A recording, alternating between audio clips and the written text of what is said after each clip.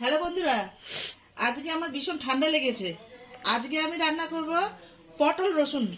আজ পটল রসুনের সাথে কি লাগবে, দুটো কাঁচা লঙ্কা লাগবে, একটু রসুন লাগবে, আর এই পটল লাগবে। পটলগুলোকে আমি চেঁচে নিয়েছি, এবার আমি এভাবে কেটে নেব। কেটে নিলাম, এবার আমি শিলনোড়া দিয়ে এইভাবে থেতো করে নেব। এইভাবে বেশি থেতো, যতটুকু পারে, হ্যাঁ এইটুকু থেতো করব। এক এক করে যে সবগুলো থেতো হয়ে গেল। এবার রসুনটা থেতো করে দেবে, আর এইদিকে কড়াইটা ধরে দিয়েছি, একটু সাদা তেল দিয়ে দেবো। একটু সাদা তেল দিয়ে দিলাম, একটু কালো জিরা দিয়ে দেব, একটু কালো জিরা দিয়ে দিলাম, আর এই রসুনগুলো থেতো করে মধ্যে দিয়ে দেবো।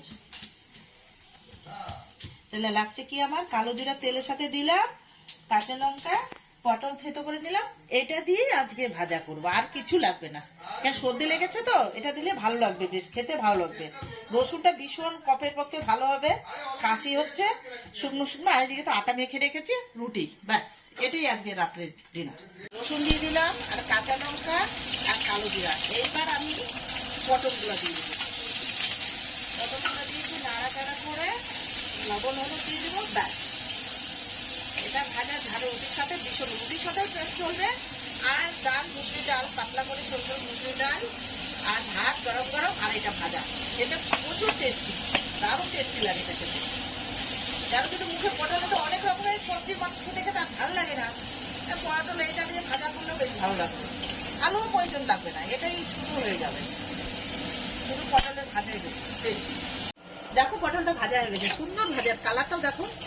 গরম গরম ভাতের সাথেও সেই লাগবে খেতে, আর হলো রুটির সাথেও। রুটির সাথে আজকে চলবে, অন্যদিন কোনোদিন যদি ভাত খেতে যাও, ভাতের সাথেও ভালো লাগবে এটা খেতে। দেখো সুন্দর কালার ভাজা হয়ে গেছে।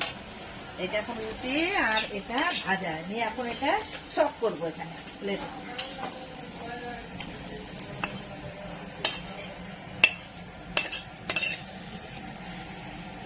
চটপট করে হয়ে যাবে। পটল থেতো করে, যদি পটল ভাজা না থাকে ঘরের মধ্যে, এটা দিয়ে ভাজবে, গরম ভাতের সাথে খেয়ে নেবে, ব্যাস দারুণ।